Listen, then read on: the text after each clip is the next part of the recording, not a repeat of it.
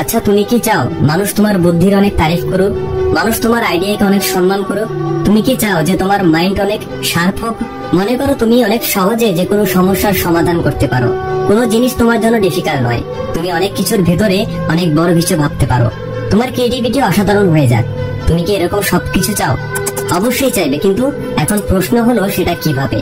আসলে সব মানুষই শার্প মাইন্ড চায়, তীক্ষ্ণ বুদ্ধিওয়ালা হতে চায়, নিজের বুদ্ধি নিজের জ্ঞানের দক্ষতা বাড়াতে চায়, কিন্তু সে এরকম করতে পারে না, কারণ সে যে কোনো জিনিস অনেক দেরিতে বোঝে। আর সে একসময় গিয়ে এটা চিন্তা করে যে ওইসব ছোট ছোট জিনিস ছিল যা তাকে অনেক ইন্টেলিজেন্স হতে সাহায্য করত। হ্যাঁ বন্ধুরা, ছোট ছোট অনেক অভ্যাস আছে যা আমরা প্রতিদিন করে থাকি। তোমার প্রতিদিনের ছোট ছোট অভ্যাস যা তোমার মাইন্ডকে অনেক শার্প করতে পারে। আর তাই আজকের এই ভিডিওতে আমরা এই ধরনের কিছু অভ্যাস সম্পর্কে কথা বলবো আর জানবো এরকম 5টা অভ্যাস যা প্রতিদিন কাজে আসে, যা ব্যবহার করে আমরা অনেক বুদ্ধিমান হতে পারি।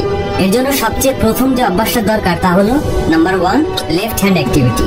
তোমার হয়তো এটা শুনে অবাক লাগতে পারে যে এর মধ্যে বাম হাতকে কেন টানছি। বিষয়টা একটু খুলে বলি। তার আগে আমার একটা কথা বলো যে তোমরা যখন সকালে ঘুম থেকে উঠে ফ্রেশ হওয়ার জন্য ওয়াশরুমে যাও, তখন ব্রাশটা কোন হাতে ধরো? অবশ্যই কেউ কেউ ডান হাতে ধরে, আবার কেউ বাম হাতে। কিন্তু সামনের কিছুদিন অথবা কয়েক সপ্তাহের জন্য এই প্রসেসটা বদলে দাও।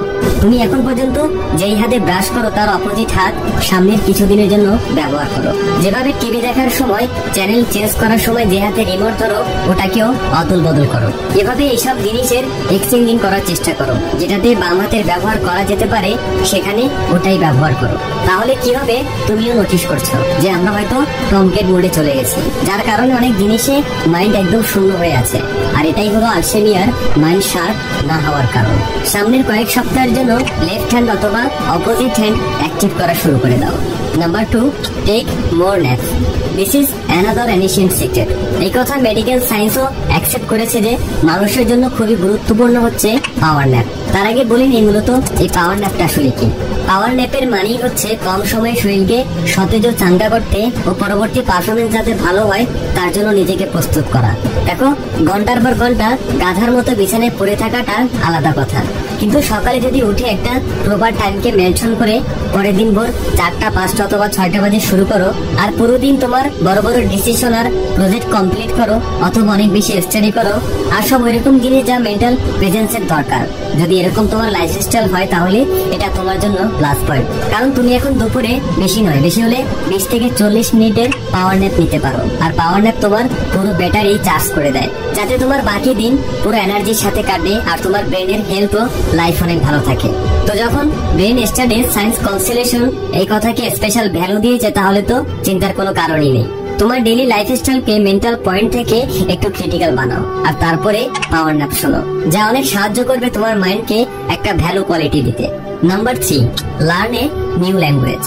আমিও না প্রথমে এই জিনিসটা অনেক হালকাভাবে নিয়েছিলাম। আমি মনে করতাম ল্যাঙ্গুয়েজ শেখা অনেক কষ্টের হবে, আর যদি কেউ এই ফিল্ডে আসে তাহলে তার জন্য জরুরি। কিন্তু এরকম কিছু নয়। যখন কোনো মানুষ নতুন কিছু শিখে তখন ব্রেনে অনেক প্রেসার পড়ে, যেরকম আমরা শুরুতেই দেখেছি। আমরা আমাদের প্রতিদিনের লাইফে অটো পাইলট মোডে চলি, আর এই জিনিসটাই ব্রেনকে দুর্বল করে রাখে। আমরা আমাদের ডিসিশনটা অতটা বুদ্ধি দিয়ে নিতে পারি না। কিন্তু যখন তুমি কোনো নতুন জিনিস শিখো তখন পুরনো নিউরন ভেঙে নতুন নিউরনের জন্ম হয়, যা ব্রেনের বডিকে ডেভেলপিং এর সাথে সাথে মানুষের মানসিক শক্তিও বাড়াতে সাহায্য করে। কিন্তু এইসব কিছুর মধ্যে ল্যাঙ্গুয়েজ শেখা সব থেকে উপরে, কারণ এটাতে সবচেয়ে বেশি পরিশ্রম লাগে। কারণ এর মধ্যে যা আছে সব তোমার জন্য নতুন এবং তুমি একদম নতুন জায়গায় থাকো, আর এটাই কারণ নতুন ল্যাঙ্গুয়েজ শেখার। আর হ্যাঁ, শিখো বা না শিখো এটা হচ্ছে পরের কথা, কিন্তু এই প্রসেস তোমার ব্রেনকে 2 গুণ বেশি ডেভেলপ করে দেয়। তাহলে এখন থেকে শুরু করো। এখন তো ইন্টারনেটের যুগ, যে কোনো জিনিস এখন ঘরে বসে আরাম করে শেখা যায়। তাহলে চেষ্টা করো কিছু নতুন ল্যাঙ্গুয়েজ শেখার, আর শুধুমাত্র প্রতিদিন অল্প কিছু সময়ের মধ্যে দাও।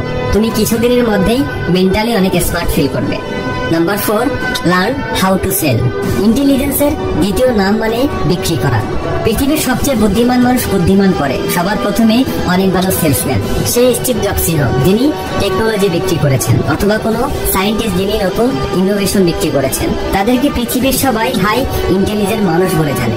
মাঝে মাঝে ওইসব লোকদের লক্ষ্য করবে যারা রাস্তায় ঘুরে ঘুরে জিনিস বিক্রি করে।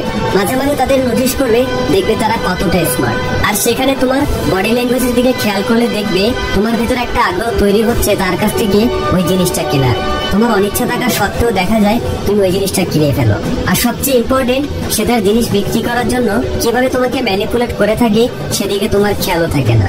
হ্যাঁ, এটাকেই বুদ্ধিমান বলে, আর ব্রিটিশরা ইন্টেলিজেন্ট বলে।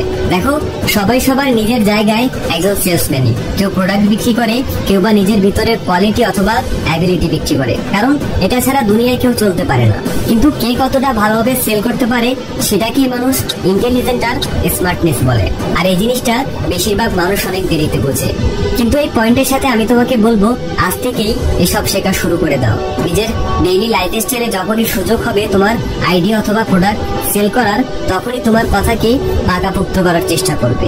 কারণ এরকম অনেক ছোট ছোট চেষ্টা ধীরে ধীরে তোমার মাইন্ডকে সলিড করে দিবে। And this is all about smart mind. Number 5, active mood. আচ্ছা, আমাকে একটা কথা বলো, একজন মানুষ দিনরাত বিছানায় পড়ে থাকে, ও একদম সুস্থ সবল, কিন্তু তারপরও বিছানায় পড়ে থাকে। খাবার দেওয়া হয়তো খায়, ঘুমাতে ইচ্ছা হয়তো ঘুমায়। আচ্ছা, তোমরা কি কেউ বলতে পারো একসময় মানুষটার কি অবস্থা হতে পারে? আমি বলে দিচ্ছি, ওই মানুষের শরীর আস্তে আস্তে ফুলে যাবে, অনেক বেশি মোটা হতে শুরু করবে, অনেক বেশি অসুস্থ আর আলসে হয়ে যাবে।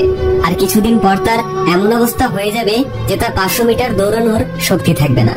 তো বন্ধুরা, এটা থেকে তোমরা কি শিখতে পারলে? যখন কোনো মানুষের শরীর শুয়ে শুয়ে খারাপ হতে পারে, তখন তার ব্রেন শুয়ে শুয়ে স্ট্রং হয় কিভাবে?